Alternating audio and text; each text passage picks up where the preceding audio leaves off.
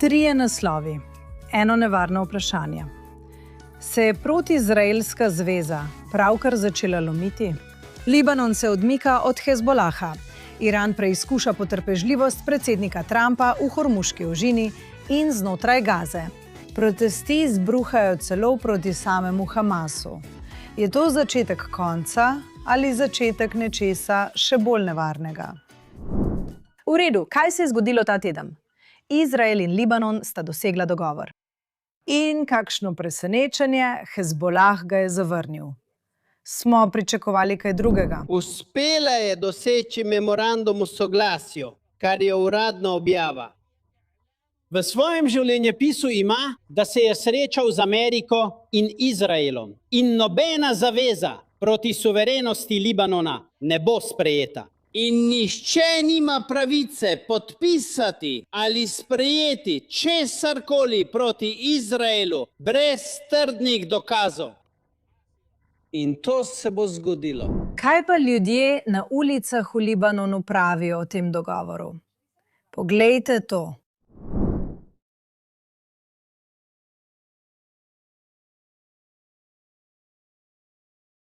To počnemo že dolg časa. V vojnah smo že 40 let, ves čas se vračamo nazaj in naprej. Tam je uničenje, tukaj je uničenje, tam je izseljevanje, tukaj je uničenje, tam je uničenje, tukaj je izseljevanje. Šli bomo v Jeruzalem in potem se bomo vrnili na jug. To se bo zgodilo. To je hadis, ki se mora končati. To je obdobje vojn. Koga krivite za to vojno? Krivim Hezbolah. In še naprej lažejo ljudem. Premagali jih bomo. Zmaga je naša. Imamo jo. Kaj? To je noro. Še vedno želi uresničiti zunanjo agendo, ne da bi razmišljal o svoji prihodnosti, svojih otrocih in svoji krvi. Danes govorimo o tem, da več kot 75% šiitske sekte zavrača srečanje, ki poteka v Iranu, skupaj z umikom orožja. Za mirovno pogodbo z Izraelom. Ampak zadnja skupina na tem planetu nima pravice, da nas sodi ali da nas zaničuje, ali nas celo sprašuje o vprašanju sklenitve miru. Hezbolah. Zakaj? Zato, ker skupina, ki te ne sprašuje, ko greš v vojno, ne pozabi, ko greš ti skleniti mir. V redu. Zdaj, o tem razmišljam strateško. Ne glede na to, ali se bo uresničilo na terenu ali ne, bodimo iskreni, Hezbolah je še vedno tam. Niso izginili, ker je bil ta dogovor podpisan. Ampak to je pomemben trenutek v zgodovini, ko je libanonska vlada v bistvu rekla dovolj je. Nismo vazalna država Islamske republike Iran. Želimo mir, tega nočemo več in te okupacije nočemo več. In seveda, Islamska republika postaja nora. In Hezbolah je izjavil, da je to seveda izdaja. Zdaj pa parlament grozi. Ampak mislim, da moramo to vseeno priznati. To je res izjemno pomemben trenutek, ko ločujemo dobre ljudi Libanona od groznih islamistov, ki so jim zagrenili življenje. Kako se bo to razpletlo? In mislim, da Islamska republika tega ne bo tako zlahka izpustila iz rok. Tudi jaz mislim, da ne bodo. Mislim, da bomo videli, kako bosta Hezbolah in islamski režim naredila vse, kar je v njuni moči, da bi spodkopala ta dogovor. Ampak mislim, da je to zgodovinsko. To je prvi dogovor, ki smo ga videli od leta 1983, še en dogovor, ki je na koncu propadel prav zaradi Hezbolaha in Islamske republike. Res je zgodovinsko videti ta dogovor med državo Izrael in državo Libanon. Končno dejansko priznavajo svojo suverenost nad lastnim ozemljem. Ta suverenost je bila tako ogrožena in kršena strani islamskega režima od leta 1983 oziroma 1982, ko je bil ustanovljen Hezbolah. Zato sem optimistična. Mislim, da je odlično, da so uspeli doseči dogovor, ki na nek način dejansko spodkopava zelo nevaren memorandum o soglasju z Islamsko republiko. Ampak veste, ne bi smeli, kot je rekla državna sekretarka Rubio, skoraj sem rekla predsednica Rubio. Prosim, Bog, prosim, inšala. Ja, njegovi prvi komentarji so bili, da je to odličen prvi korak, ampak je le prvi korak. In to je popolnoma prav, tako je treba na to gledati. Ja. Trenutno smo optimistični, ampak poglejmo, kaj se bo zgodilo, ker vemo, da bo Hezbolah naredil vse, kar lahko, proti samim Libanoncem. Vključno z grožnjami. Mislim, že prej so ubili državne voditelje, točno tako. V Libanonu. Točno tako. Vsakogar, ki je poskušal kaj takega narediti ali normalizirati odnose z državo, ali jih izgnati, so ubili. Uničili so državo, ekonomsko so jo uničili. In zdaj bodo, mislim preko iranskega dogovora seveda, poskušali sabotirati nas. In ali ni to tisto, kar smo videli ta vikend? Kaj misliš? Misliš, da je to povezano z libanonskim dogovorom? Dejstvo, da zdaj ponovno streljajo v Hormuški ožini. Absolutno. Mislim, da to, kar smo opazovali, še posebej po letu 2020, je ta večja vojna proti normalizaciji, vojna proti miru. To je res jasno kot beli dan. In seveda bodo poskušali ogroziti ta miroljubni okvir in pravico libanonskega ljudstva, da, kot si rekla Emily, ohrani, ponovno pridobi, povrne svojo suverenost. In to je res pomembno, ker vidimo, da se ta retorika res močno poudarja in še dodatno izpostavlja strani Rubija, strani libanonske ambasadorke v Washingtonu DC.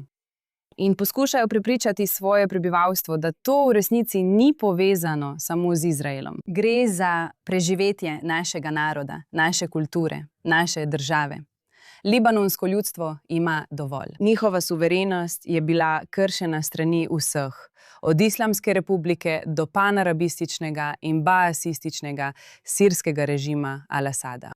Res so trpeli zaradi prihoda migrantov Hezbolaha v Libanon, kar je tudi moje povabilo Zahodu, da še enkrat resnično pogleda onkraj propagandističnih naslovov. Kajti, ko enkrat razumeš celo te migracijske vzorce, kaj se je zgodilo na Bližnjem vzhodu, kako je Hezbolah poslal militante v Libanon, da bi ga še bolj uničil. Ja.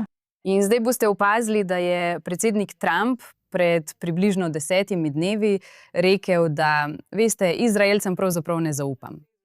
Ja, da bi dosegli mirovni dogovor z Libanonom. Poskušam in Libanoncem ne zaupam, da bi to storili sami. Torej, veste kaj? Povabila bom Sirce naj gredo v Libanon. Da dejansko spodbudijo neko pot do miru in se znebijo iranskih posredniških sil. In mislim, da je to res pametno. Ker to, kar predsednik pravi, je, da vabi k notranji kritiki te ideje o tujem vmešavanju v Libanon. In res spodbuja svobodoljubne, suverenistične Libanonce, da vzamejo stvari v svoje roke in se enkrat za vselej spopadejo s Hezbolahom. Poglejte, tudi s tem mirovnim okvirom ne bomo videli, da se bo to zgodilo čez noč. Mislim, da se vedno poslabša, preden se izboljša. Videli bomo še globlja nesoglasja in soočenja med suverenističnimi Libanonci in tistimi Libanonci, ki so povezani s kolonialnim Hezbolahom. In verjetno bo trajalo nekaj let. Ja, ampak vsaj začeli ste. Pred nekaj tedni si mi rekla, Šaman, mislim, da je bila to res ena najpametnejših stvari, ki sem jih slišala. Ko je Trump to rekel v Siriji in smo bili užaljeni, ti si rekla, ne. Stvar, ki jo bodo Libanonci sovražili veliko bolj kot karkoli drugega, je vmešavanje Sircev. Ker so bili seveda Sirci del tistih, ki so jih pobijali. In vedno so bili sovražniki. In kot si rekla, je to, kot da bi Libanonce potiskali k temu, da si vzamejo malo več avtonomije zase. In hkrati, kar zadeva spodkopavanje dogovora Islamske republike z ZDA, to pomeni, da bomo ostali na naši rumeni črti, kaj ne? Pa ne bomo. Tako da bomo dali nekaj simboličnega, se bomo tlej pa tam simbolično umaknili. Toda nova doktrina nacionalne varnosti, ki smo jo uvedli po 7. oktobru in ki je bila v veljavi že prej, dokler je nismo pozabili, je, da območje brez streljanja ni na našem ozemlju, je na njihovem ozemlju. In zato so naši vojaki še vedno tam. Tako da samo toliko. In sinoči pozno sem videla ogromen eksplozijo. IDF je uničila velikanski tunel, ki ga je imel Hezbolah. Kilometer. Noro. Ljudje nimajo pojma, kaj je Hezbolah naredil v Libanonu. Civilistom v Libanonu, prebivalcem, soseskam in pokrajini Libanona. Zaseda južni Libanon in pravzaprav večino Libanona, ko gre za varnost oziroma pomankanje varnosti, ker so gverilska skupina. Obstajajo samo zato, da ubijajo Izraelce. To je kot tisti moški, ki je imel intervju na CNN-u in je rekel, brez nas ni miru. Brez nas Libanonci želijo. To je verjetno indoktriniran 18 ali 20 let star mladenič, ki nima pojma o zgodovini. Dejstvo pa je, da Sirci ne bodo prišli in vzpostavili miru. Ljudje nimajo pojma, preprosto ne razumejo Bližnjega vzhoda. Tudi jaz ne razumem in vem, da ne razumem, a vem veliko, veliko več kot oni. Tako da povabiti Sirce v Libanon, naši vojaki ne morejo oditi, ker so naše vasi, naša mesta tik ob meji. Tik ob meji. Nimamo varnostnega pasu. Kar se je zgodilo v Gazi. In zato smo to zdaj zamenjali z novo, pravzaprav staro doktrino. Imamo dobesedno 60% Gaze, 53-60%. Nekateri pravijo, da Bibi pritiska na 70%. In zdaj imamo ves jug od reke Litani. Mislim, da smo pustili malo severno od reke Litani. Naši vojaki so tam. Je izjemno nevarno. Vsak dan nam vojake ubijajo. Ampak na koncu koncev 100.000 ljudi živi na severu Izraela, ki že 3 leta ne morejo živeti normalnega življenja. 3 leta. Torej, kaj naj naredimo? In mislim, da se ljudje res ne zavedajo, kaj se dogaja. In upajmo, da je to začetek, da se Libanon pridruži Abrahamovim sporazumom in, kot veste, nasledniki normalizacije.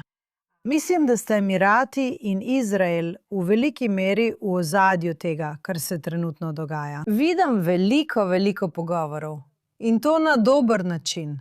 Mislim, poslušajte, Združeni arabski emirati so zelo jasni glede nasprotovanja muslimanski bratovščini in islamski republiki ter nasprotovanju političnemu islamu v regiji. Glede tega so zelo jasni. In podpirati bi jih morali, ker so najboljši zaveznik Izraela v regiji, so tudi najboljši zaveznik Združenih držav Amerike v regiji. Zato izvajajo regionalno strategijo, kjer pravzaprav niti več ne govorijo o zajezitvi. Morda bodo rekli določene stvari. Javno, diplomatsko, vendar strateško vedo in razumejo grožnjo bolje kot večina in jih zajezitev ne zanima. In 100% se strinjajo z izraelsko doktrino po 7. oktobru, ker vedo, da z ekstremisti ni mogoče imeti miru. Ne.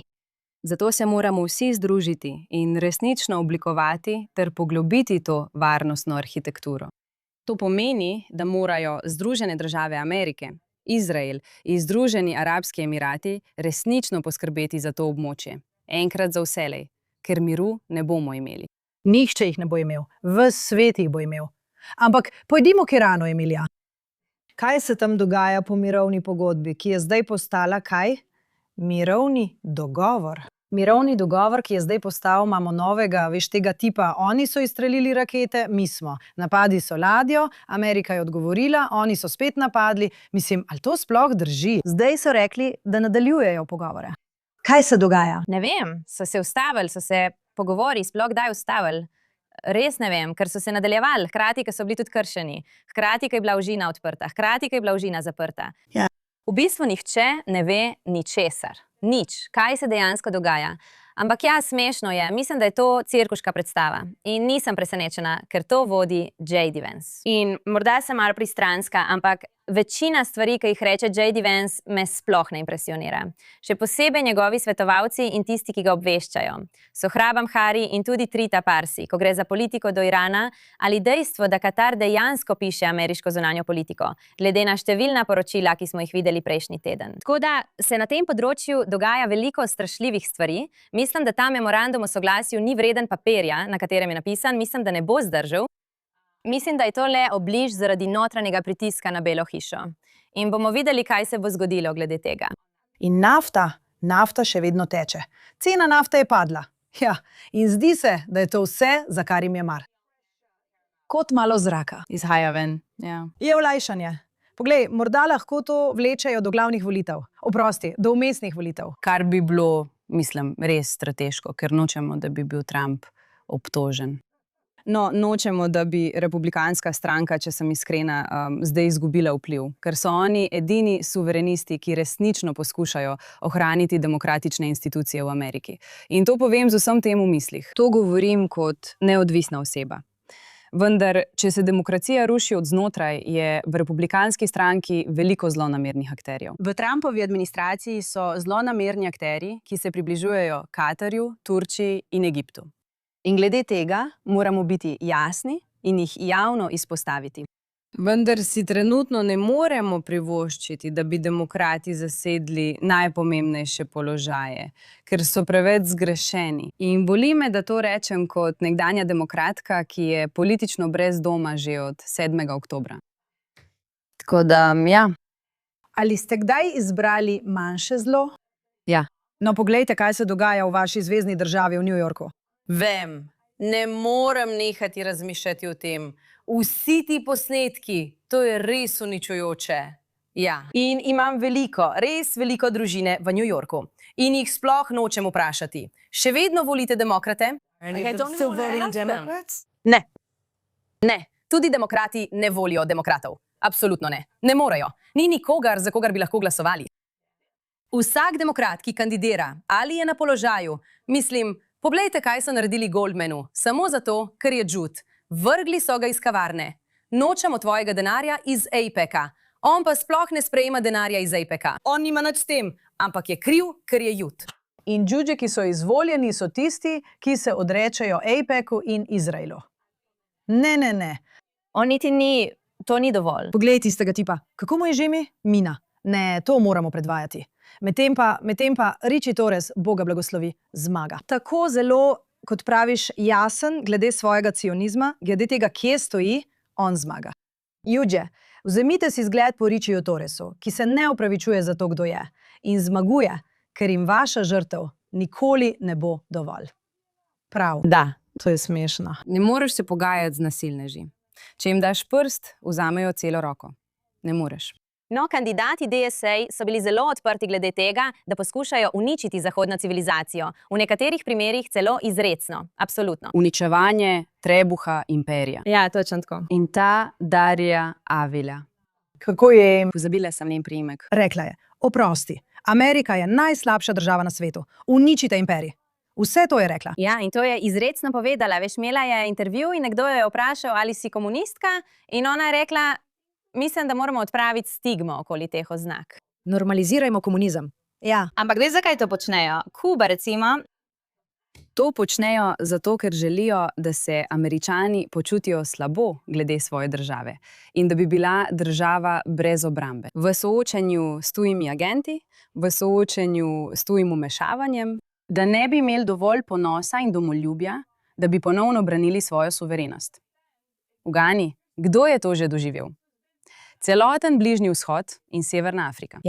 Zato vidiš tako velik kontrast med levico na zahodu in novim Bližnjim vzhodom, ki se dviga, kar, kot si omenila, vključuje Emirate in upajmo, da bo vključevalo tudi udeležbo Združenih držav in Izraela. Iransko ljudstvo bi bil drugi dejavnik, ki tukaj igra vlogo, in vse bolj tudi libanonsko. Mislim, ker so oni druge manjšine. Ker vedo, nikoli ne bom pozabila, in to je bilo že nekaj časa nazaj v Abu Dhabiju, na zaključni slovesnosti na podelitvi diplom na eni od tamkajšnjih univerz. En fant vstane s kefijo in palestinsko zastavo, v 10 urah je že zunaj iz države. Brez izgovorov, brez ampak, brez zmag. To je to. Na teh krajih ne boste videli niti enega protesta, ker vedo, zakaj gre. In vedo, kako se muslimanska bratovščina prikrade noter. Ampak zdi se, da Zahod še vedno ni dobil sporočila. Sploh se ne skriva. Obstaja ta mladi youtuber, pozabila sem njegovo ime, oprostite, zadnje čase sem zelo slaba pri pomnjenju imen. In odšel je v Britanijo ter intervjuval običajne, vsakdanje muslimane v Birminghamu. Ja, kaj ne? Sam povej mi, veš o čem? Zakaj klepetaš? Poskrbi, da ne boš zamudila. Osvobodi eno od dveh, ja? In oni so samo kot, ja, šeriatsko pravo je miroljubno, čudovito je in ves svet bo pod šeriatskim pravom. Torej, ja, seveda, to je tisto, kar si želimo. In ja, lahko udare svojo ženo, ampak ne smeš, veš, ampak samo, ko je ona. Rez. Slaba, ampak tega ne skrivajo. Kar pomeni, kdorkoli reče, ne, to ni tisto, kar želijo, pravzaprav prikriva ljudi, ki jih ni treba prikrivati. Oni to govorijo na glas. In Zahod je kot, ne, tega ne moram razumeti. Tega ne mislijo. To je samomor. To je samomorjusko. Ampak zame je to pravi rasizem. Pravi rasizem je, da vam ne verjamemo, ko nam govorite, da nas želite ubiti. Ker kaj ste vi, vaši kmetje in vaši primitivci? Ja, to je rasizem. To je pravi rasizem. Ne jemljete jih zares. In še eno področje, ki bo, mislim, problem za muslimansko bratovščino in že postaja problem, je Gaza. Vsak teden od zdaj naprej bomo imeli majhen prispevek z naslovom Zgodba, o kateri glavni mediji niso poročali. Ampak poglejte, kaj se trenutno dogaja v Gazi. Posnetki na družbenih omrežjih so v petek prikazali stotine Palestincev, ki so na ulicah Gaze protestirali proti teroristični skupini Hamas. Protestniki so nosili transparente z napisi: Če Bog da, Hamas ven. Nismo figure in želimo živeti. Protesti so bili načrtovani na 18 lokacijah po celotnem območju 26. junija, pri čemer so prebivalci Gaze pozivali Hamas, naj se razoroži in preda oblast prehodni oblasti. Mi ne bomo šli. Nihče nas ne išče, ni prostovoljcev. Nihče nas ne išče. Vsi so totovi. Vsi smo Arabci. Smo Arabci. Vsi smo Arabci. Tam Irane, nihče nas ne išče. Nihče od njih ne prihaja k nam, da bi govoril o tej zadevi. Kako se bo ta razpletla, Ema? Resnično nimam pojma. Mislim pa, da so najnovejše ankete zelo zgovorne glede razmer v Gazi. Ker vemo, da je po 7. oktobru velika večina prebivalcev Gaze, pa tudi Palestincev na Zahodnem bregu in v Judeji ter Samariji, to podpirala. Mislim, da je bilo to več kot 80% na Zahodnem bregu, pa je ta odstotek dosegel celo 83%. Yeah. Torej je bila široka podpora Hamasu in dejanjem 7. oktobra. Videli smo, kako so se odzvali na ulicah, ko so naše talce prevažali na kesonih potovornjakov, jih otroci pretepali s palicami. Otroci na ulicah Gaze. Toda najnovejše ankete kažejo, da se je to nekako obrnilo. Zdaj vidimo, da je 60-70% proti vladavini Hamasa.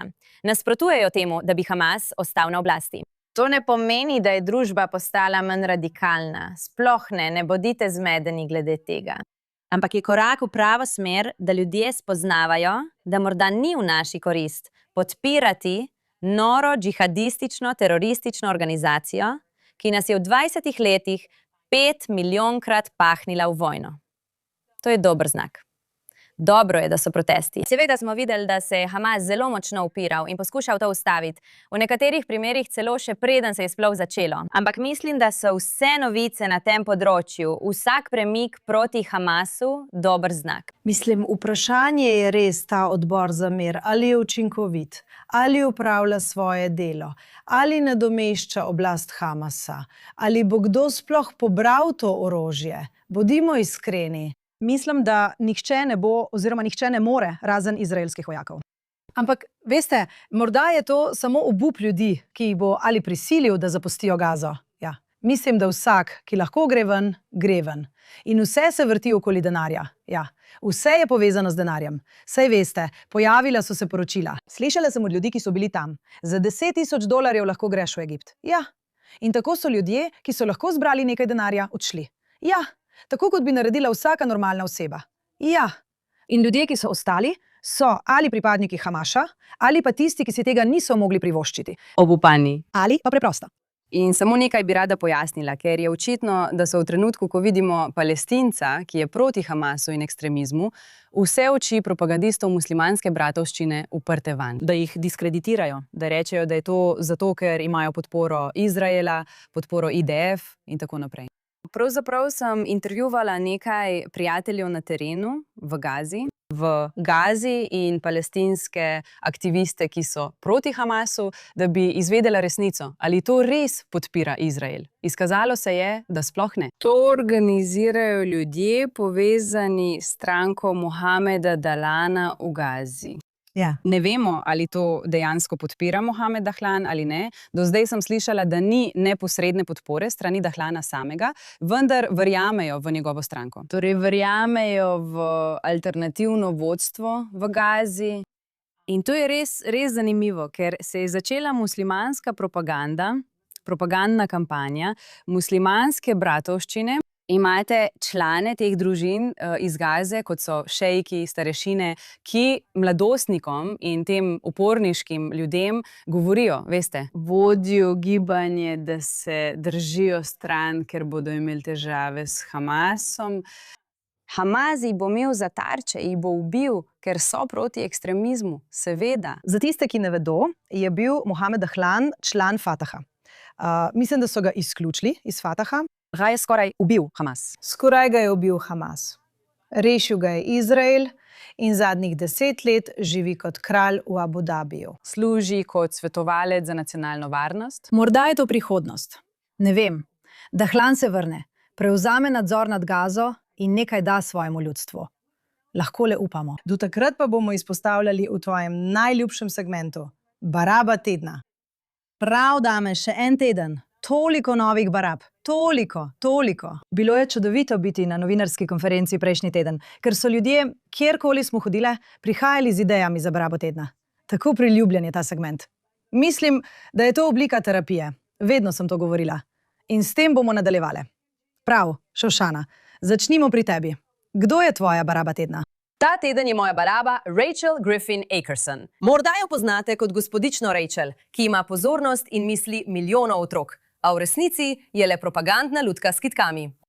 Njen najnovejši izpad obsoja molk voditeljev glede Gaze, pri čemer se sklicuje na najnovejše poročilo, ki ga je naročil OZN, in trdi, da Izrael namerno cilja otroke v tekočem genocidu. Kje si bila? Voditelji, zakaj ste govorili o človekovih pravicah drugih, ne pa o otrocih v Gazi? Ali teh otrok niste videli kot otrok zaradi kraja, kjer so se rodili? Ali niste pomislili na 20.000 otrok, ki so bili ubiti in nešteto drugih pod ruševinami, ter tiste, ki so umrli zaradi lakote in drugih vzrokov, ki bi jih bilo tako enostavno zdraviti? Ali niste mislili, da so bili ti otroci prav tako ljubljeni? Tako cenjeni? Ali niste mislili, da imajo bijoča srca, tako kot vaši otroci?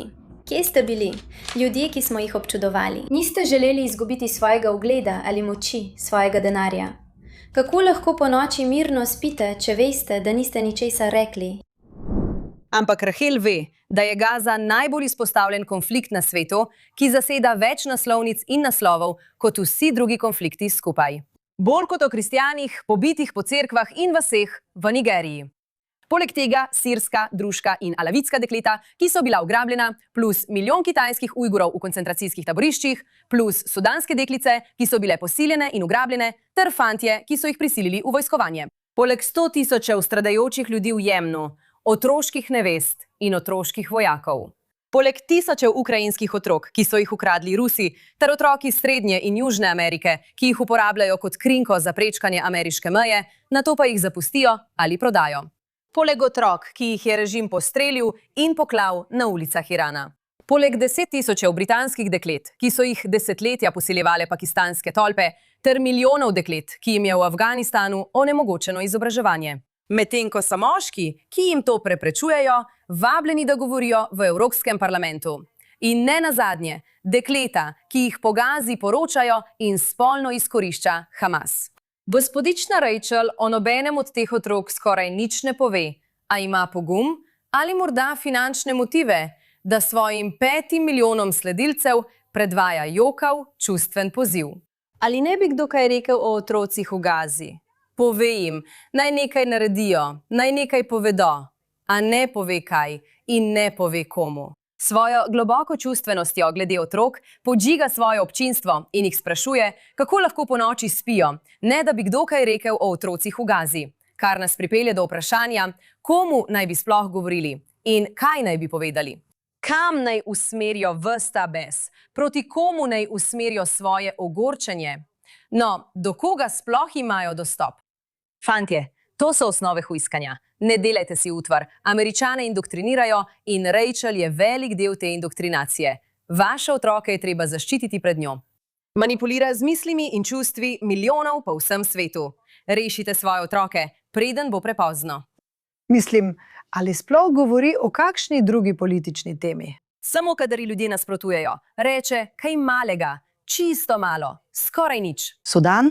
Mogoče. Ne bo. Enkrat mislim, da je govorila o Sudancih. Enkrat, ker so ljudje opazili, da ni govorila o nobenih drugih otrocih. Mislim, da bi morali slediti denarju in nas bo morda pripeljalo v Doho. No, ni bila samo ona. Mislim, to poročilo ZN, o katerem se tako pritožuje, bila je cela lista ljudi, ki so po naključju vsi objavili o tem točno ob istem času. Ob istem času. Skoraj kot da bi bilo vse usklajeno na nek način. Ja, skoraj. Kdo bi si mislil? Ploskam ti, Šošana, ker je res zelo nevarna. Saj je točno to njihova strategija. Ne indoktrinirajo samo študentov na fakultetah. Začnejo zelo zgodaj. Ta temelj zacveti in se razvije. Te rodi generacije privržencev muslimanske bratovščine, islamske republike, političnega islama in antisemitizma. Torej, mislim, da dobesedno seje semena za desetletja, ki jih bo izjemno težko odpraviti. Mislim, kaj je danes največji izziv v Gazi? Točno tako. To, da otroci od prvega dne odraščajo indoktrinirani. Učbeniki so dokaz za to. V redu, Emily. No, moj zmeček tedna je dejansko nekaj članov nogometne reprezentance Islamske republike, ki so pravkar igrali na svetovnem prvenstvu in so bili pravkar izločeni svetovnega prvenstva. Adijo. Slišala sem, da krivijo Jude. In krivijo vse druge, veš kako so te islamisti. Ja. Ampak to je res zanimiv pojav, ki smo ga videli na tem svetovnem prvenstvu, ker običajno so iranski nogometni navijači res zagrizeni. Veš, naredili bi vse za ekipo Meli. In zelo žalostno je videti, kaj se je zgodilo na tem svetovnem prvenstvu, ker je ekipa v bistvu prevzela skupina, ki je bolj naklonjena samemu režimu. In vsak, ki ni, je bil ali prisiljen popolnoma utihniti, ali pa so ga prisilno odvedli in je izginil. Yeah. Pravzaprav je eden od vratarjev, ne prvi, ampak mislim, da je drugi, ki je izginil potem, ko je javno nasprotoval temu, kar sta Hamenej in režim storila iranskim protestnikom januarja. Nihče ne ve, kje je. Pogrešan je že mesece. Ampak moj izbranec tedna je Mehdi Tameri, eden od nogometašev iranske reprezentance, ki je po zadnji izgubljeni tekmi objavil video, v katerem se pritožuje, da ni bilo pošteno. Bilo je tako nepošteno do iranske ekipe, da niso mogli ostati v Ameriki in so morali po tekmi leteti v Tijuano. Pustimo ob strani dejstvo, da vsaka ekipa v NBA potuje isti dan, kot igra in po tekmi kamorkoli gre. Ampak seveda, vi ste posebni. Mislim, da ni nepošteno to, da je iranska ekipa naletela na omejitve na turnirju v Združenih državah, v državi, s katero so trenutno v vojni.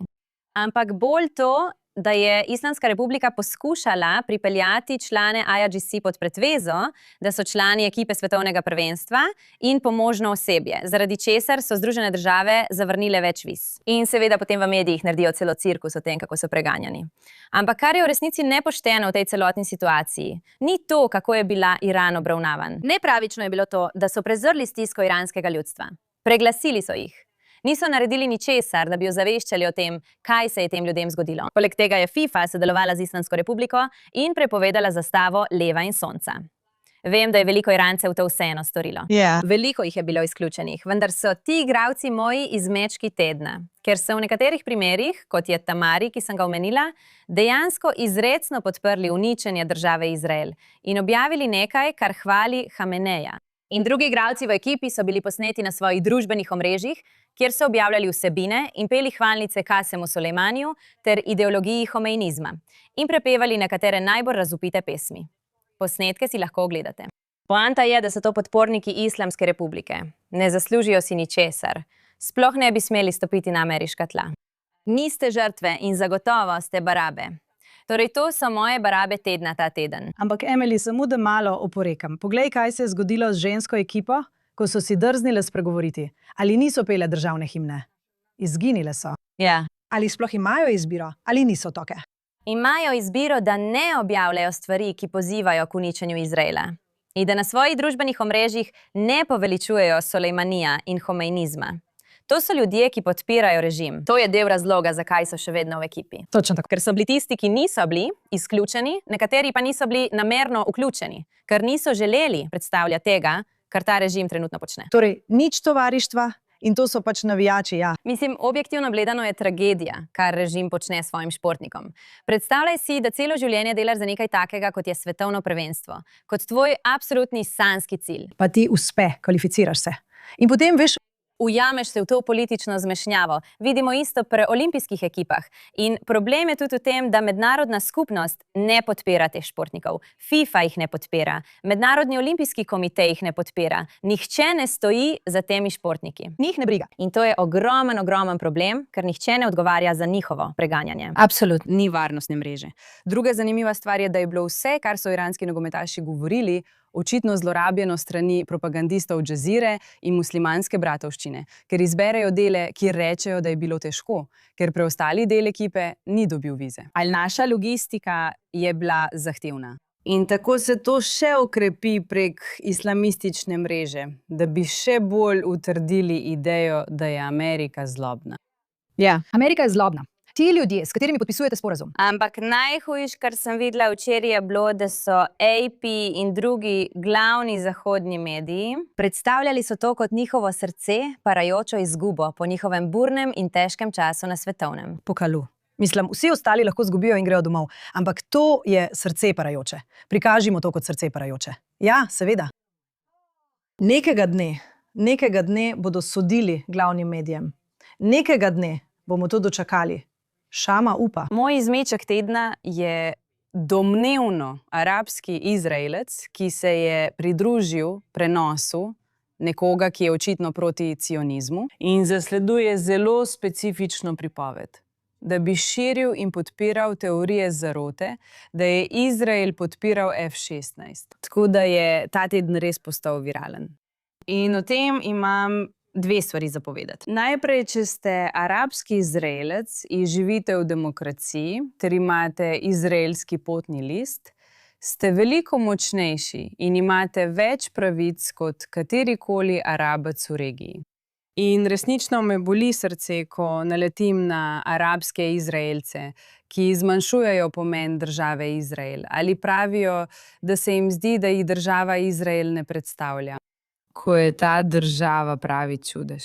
Nositi in razkazovati zastavo na svojih rokah je čast, saj bi s tem branili avtohtone prebivalce Bližnjega vzhoda in Severne Afrike. In ti kot manjšina znotraj nacionalne države, ki je demokratična, imaš še večjo odgovornost, da dejansko braniš te vrednote. Druga stvar, ki jo želim povedati, in je še pomembnejša je, da imamo dokaze, da Islamska republika in muslimanska bratovščina novačita agente iz notranjosti. Da izkrivljata in spodkopavata kulture in institucije, ter jih obračata proti državi, proti nacionalizmu, proti domoljubju in proti suverenosti. Zato sem pripravljena staviti, da če je ta oseba res arabski Izraelec, je bil rekrutiran. Sama sem odkrila kup takšnih primerov, vključno z novinarji, tudi judovskimi novinarji, ki so pisali za ugledne judovske institucije tukaj v Izraelu in so prejemali denar iz Katarja. To je res zelo dobra in pomembna točka, ker smo o tem slišali v izraelskih medijih, a skoraj nikoli ne pride izven izraelskih medijev, celo do judovskih medijev ne. Mislim, da je bil novinar Hareca, ki je prejemal denar, Chaim Levinson, ja. In on trdi, da ni vedel, kdo mu plačuje. Kar je ista zgodba kot pri ljudeh v Bibijevi pisarni ali pri Riču in tistem drugem. Seveda, niso vedeli, kdo jih vabi, kdo jim plačuje. Kaj za vraga se dogaja? Kako neumen pa lahko si? Da mi prostovoljno dajo ogromno denarja, ne da bi jaz vedela. Se lahko tudi jaz parjam za kaj tazga? Glej, resno. Vsi tukaj šparamo vsak cent, medtem ko nekdo meče denar naokoli. Kje je Kevin? Kje je naših 7000? Ne. Ampak pravzaprav je Katar pri tem res odličen. Ustvarili so nor sistem, iz katerega bi se morda morali učiti. Ja. Ustvarjajo veliko vmesnih plasti v svojem sistemu pranja denarja. In veste, islamistično vplivanem operativnem sistemu in mehanizmu. Tako da tudi, če bi poskušali slediti temu, postane zelo težko. Ja. Islamska republika počne. Isto stvar, kot vemo, in tudi tukaj v Izraelu nekateri strokovnjaki tukaj v Izraelu niso ljudje, ki bi jim zaupala. No, nekateri strokovnjaki niso strokovnjaki in se samo pretvarjajo, da so. In nekateri strokovnjaki porabijo več časa za izrekanje groznih stvari o Netanjahuju, kot pa o Islamski republiki. Vemo, kdo so. Ali so plačani ali ne vem. Ampak tukaj je tudi veliko nič hudega slutečih bedakov, ki niso plačani nič, $500 na leto. In rečejo, pejt in posnemi sliko kraja eksplozije. In oni gredo in jo pošljajo naprej. In to so kot neki 22-letni otroci. Nimajo pojma, kaj počnejo. Zelo zahrbno je. In imaš prav. In je zelo razočarajoče. Iskreno. Moj izmeček tedna, mislim, da je to izmeček tedna za vse, je tako imenovana poročevalka za nasilje nad ženskami in dekleti. Njeno ime je Rimal Salim in je samozadovoljna ženska, ki je Bog ve kdo to dal. Vemo, da je OZN popolnoma izkrivljena in olepšuje podobo Islamske republike ter celotnega muslimanskega bratstva. Ona je dobila to službo. In seveda, odkar je dobila to službo, je govorila o vseh, razen o izraelskih ženskah, ki so bile posiljene in ubite 7. oktobra. Ne izpostavi nobene žrtve, nobene vrste islamističnih, napadalcev. In razlog, zakaj je ta teden tako podla oseba, in je ta teden podla oseba za toliko ljudi, je ta, da je sedela tam v odboru OZN z izjemno žensko, o kateri bo Šošana kmalu govorila. Po imenu Ilana Gravecki, ki je govorila o svoji izkušnji posilstva, ko je Hamas napadel njen kibuc. In ona je gledala stran. Ni je gledala.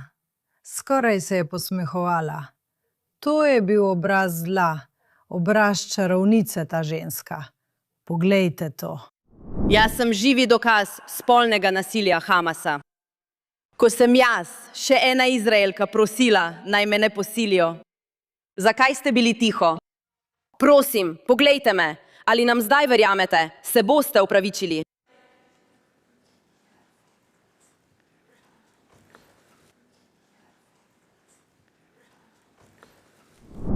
In na neki točki žrtev reče, poglejte me v oči, poglejte, kaj vam govorim. In spet tega ni mogla storiti. Veste zakaj? Ker živi v tem svetu zatiravcev in zatiranih. In seveda, Izraelci nimajo te možnosti, da bi bili kdaj zatirani ali žrtve. Če ta ženska ne bo odpuščena do konca naslednjega tedna, potem res ne vem, kam smo prišli. No, vemo, kam je prišel OZN, kjer odkrito zaposlujejo teroriste. In samo Izrael grajajo med vsemi državami na svetu. Seveda vemo, kam so prišli. Ampak ta ženska, iskreno, bilo je težko priti do Francesche Albanese, te Barabe. Ampak ti si prebrala Al-Salam. Dobro upravljeno. Mislim, da si skoraj tam. Skoraj si v dvorani slavnih stoletne Barabe Francesche Albanese. Odvratna ženska. Rimal Salem. Ne bi smela upravljati svojega dela. Nisi usposobljena za svoje delo. Nimaš niti kančka empatije. Si Baraba tedna. Kje so ženske? Kje so ženske, ki pozabimo na solidarnost med ženskami? Zagovarjajo pravičnost, natančnost, poštenost. Kje najdejo te ženske, ki so tako pripravljene stati na strani posiljevalcev in teroristov? Tega ne razumem. Tisti video. Rojena je bila v Kairu in je Jordanika. No, pa imate. To je torej razlog. Hvala, pojdi. Hvala, Shane. Ker ima Jordanija tudi veliko odličnih ljudi. Ampak očitno ne nje. Ja, ne nje. Ne nje. Prav. Zdaj, ko smo to dali z sebe, pojdimo k našim čudovitim junakom, ker jih je ta teden veliko. In kar predajmo besedo Šošani, kdo je tvoj junak? Kot si omenila, Fleur, sta bili v preteklem tednu v OZN dve ženski. Ena junakinja, ena zlobnica. Obe v tem posnetku. Ilana Gržezecki, ki je bila nekdanja izraelska talka, je stopila pred kamero, pred živo publiko in pred ljudmi, ki zanikajo, kaj je doživela, ter spregovorila o svoji bolečini. Ja, ne morem si niti predstavljati, da bi imela moč ostati zbrana, medtem ko ljudje, ki jih poznam, ne verjamejo ali ne vedo in zanikajo ter delajo proti meni. Spregovoriti o tem, kar sem doživela v rokah teroristov. In ona je mirna, zbrana in še naprej govori. Pogleda Kačo v oči in reče, poglej mi v oči. Prosim, poglej me. In ženska ne more, kot si rekla, ne more, niti se ne potrudi. Hočeš videti dobro in zlo? To je v enem videu, tako to izgleda. In odločiti se moraš, na kateri strani boš. Ja, mislim, res je uničujoče. Vidim vse ljudi na X, ki jo označujejo in jo kličejo iz meček. In ona odstranjuje oznake ljudi in zdaj blokira ljudi, ker ne prenese odziva na tisti ogabni nastop. Živi s tem. Ampak Ilanin obraz na koncu je bil tisti, ki me je resnično prizadel. Prvič, ko sem to gledala, sem jokala. Ja. Ker kot si rekla, je zato, da stojiš v tako sovražnem okolju in deliš nekaj tako osebnega, potrebno res veliko poguma. Ja. Ampak na koncu je tudi tisti posnetek, kjer nekako zajame sapo, ko konča z govorom in si reče, V redu, uspelo mi je. In takrat sem se res zlomila. In mlada ženska, ona je mlada ženska, veš? Ja, mlada ženska, ki mora zdaj živeti preostanek svojega življenja. S to travmo in z manipulacijami teh izmečkov vseh. Ja, točno tako, točno tako. O, bog. V redu, ona je junakinja. Junakinja in zaradi tega boš močnejša, Ilana. Vsi smo s tabo. Cela država je s tabo. Radi te imamo. Emily, kdo je tvoj junak ta teden? Moj junak ta teden je zame zelo nepričakovan junak. Povej. Zapišite si. Časopisi, zapišite si. Kaž? Izraelska vlada. Vem, kaj ne? Poslušaj, če sem lahko prejšnji teden izbrala francosko vlado. Ja, zaradi čudnega OZN. Ti pa nisi mogla izbrati izraelske vlade. Čuden čas, ampak danes je to iz posebnega razloga in sicer zaradi priznanja armenskega genocida. To je nekaj, kar je prav na začetku tega tedna Izrael napovedal. Zunanji minister Gantz je napovedal, da bo predložil resolucijo za uradno priznanje armenskega genocida kot vlada Izraela. Morda vas bo presenetilo, da to slišite. Saj bi mislili, da je to že bilo storjeno. To je nekaj, za kar sem se tudi sama precej zavzemala tukaj v Izraelu glede armenskega vprašanja. Tudi sama imam armensko družino, to mi je zelo pri srcu. In kot narod imata armenski in judovski narod veliko zgodovinskih podobnosti, ki trajajo vse do danes. Oba sta sodobni nacionalni državi. Izrael je edina judovska država. Armenija je pravzaprav prva krščanska država na svetu. Obe državi sta obdani sovražniki, ki ju želijo uničiti kot nacionalni državi svojega naroda. In to je nekaj, kar me res boli, ko vidim te napete odnose. Zdaj razumem, da obstaja strateški interes med Izraelom in Azerbajdžanom. Torej so tukaj prisotni tudi drugi dejavniki. Toda, ko gre za priznanje armenskega genocida, ki je bil sistematično pobijanje armenskih kristjanov, približno 1,5 milijona, ne vemo, ne poznamo natančnih številk, in to je nekaj, kar so zagrešili otomanski Turki med letoma 1915 in 1917. Bili so razlaščeni, bili so posiljeni, v nekaterih primerih so jih križali na križu, ker so bili kristjani. Masovno so jih pošiljali na pohode smrti. Bili so razlaščeni vse svoje lastnine, svojih podjetij, vsega tega. In seveda množične usmrtitve in poboji, ki smo jih videli strani otomanskih Turkov, ki do danes nikoli niso prevzeli odgovornosti za armenski genocid. Pravzaprav so fizično izbrisali dokaze. Poskušali so to prikriti. V Turčiji so obstajali zakoni, ki prepovedujejo priznanje armenskega genocida.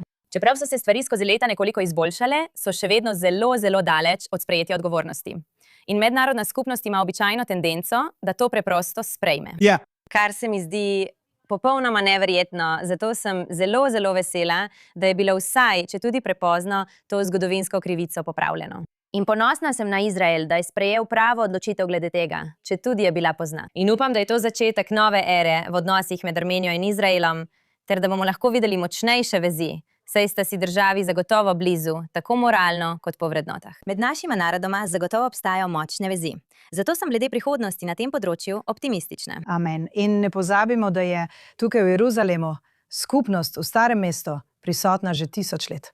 Ja, tam so že zelo dolgo. So ena od 4 mesta Jeruzalem. Prijateljujem z mnogimi Armenci, ki živijo v Jeruzalemu. So čudoviti ljudje. Večinoma so se integrirali. In veš, izdelujejo fantastično, čudovito umetniško pohištvo. Prav.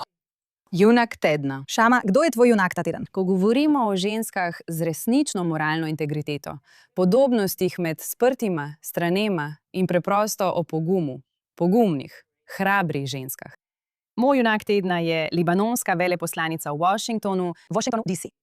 Nadia Ahmad Al-Mawad, ki je izraelska veleposlanica v Washingtonu DC, zaploskala. Ki jo je imenovala za levinjo, ker je pogumno in odločno kljubovala kritikam in skrajnim borcem Hezbolaha, ki nenehno grozijo. In vsakogar, ki se postavi na stran Združenih držav Amerike v podporo miroljubnemu okviru oziroma mirni poti k integraciji v regiji, za mir in razorožitev v regiji. In resnično želim povedati, da za ženske iz te regije vaša največja zaveznica, tista, ki najbolje razume zatiranje in marginalizacijo, skozi katero ste šle stoletja, če ne celo več, so Judje. In to lahko resnično vidite v tisti izmenjavi med Markom Rubijem in ambasadorko ter libanonsko ambasadorko, ki je seveda morala ohraniti svojo zbranost in vse skupaj predstaviti kot vprašanje suverenosti Libanona, Libanon na prvem mestu. Ja. In da se ne smehlja preveč, ker noče izzvati dodatnih kritik. No, čudovita junakinja. Hvala. Moja junakinja ta teden je morda nekoliko nepričakovana, ampak moram ji priznati to. Gwyneth Paltrow. Gwyneth prihaja iz versko mešane družine. Njen oče je bil Jud, njena mama ni bila, vendar je bila vzgojena zelo močno. Del njene identitete je bilo biti Judinja.